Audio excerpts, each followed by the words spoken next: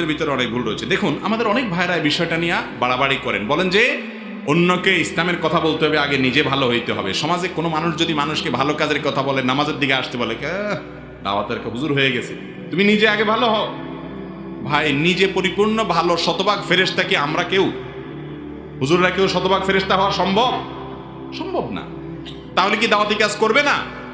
এটা ভুল কথা যে দাওয়াতি কাজ করতে হলে সে নিজে পুরো ভালো হয়ে যেতে হবে, তারপর দাওয়াতি কাজ করতে হবে। এটা দাওয়াতি কাজ, ইসলাম প্রচারের কাজ থামানোর জন্য শয়তানের কৌশল। আপনি যতটুকু ভালো কাজ জানেন, যেটা জানছেন সেটা অন্যের কাছে জানাই দিবেন। নবীজি বলেছেন, বাল্লিগু আন্নি ওয়ালাউ আয়া, আমার কাছ থেকে একটা কথা জানলেও অন্যের কাছে পৌঁছায় দাও। তিনি বলেন নাই যে আমার কাছ থেকে কোনো কথা পৌঁছাইতে হলে আগে নিজে আমল করা ছাড়া তুমি পৌঁছাতে পারবে না, এমন কোনো কথা নেই। হ্যাঁ, এটা ঠিক যে একজন দায়ী দাওয়াতের কাজ মুখে যেটা বলবেন সেটা নিজে আগে আমল করলে তার বলাটাতে প্রভাব বেশি পড়বে। নিজের কথা অনুযায়ী নিজে আমল না করলে তার কথায় প্রভাব পড়বে না।